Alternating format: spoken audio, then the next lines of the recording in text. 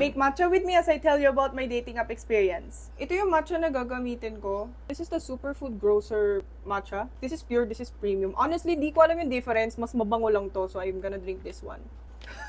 So anyway guys, di ba may nakamatcha ko? Ang unang-una sabi baga naman sa akin, can you drive? Grabe, napatingin ako ng ganon. Kasi, literally that day, I drove for the first time in 2 years. May CCTV ba dito? So sabi ko lang sa kanya, oo.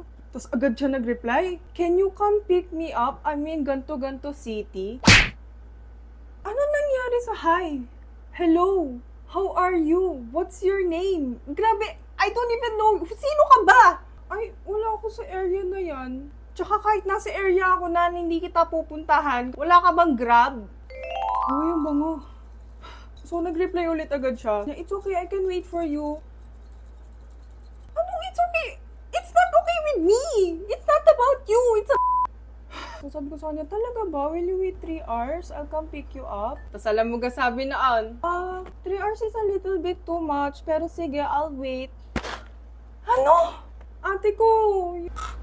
So, tumawa na lang ako sa kanya. Sabi ko, manigas ka dyan. Alam mo, kung kasing gwapo ka ni Joshua Garcia, sige, go! I will be your personal driver for the day. Pero, sino ka ba? Ayun lang, bye!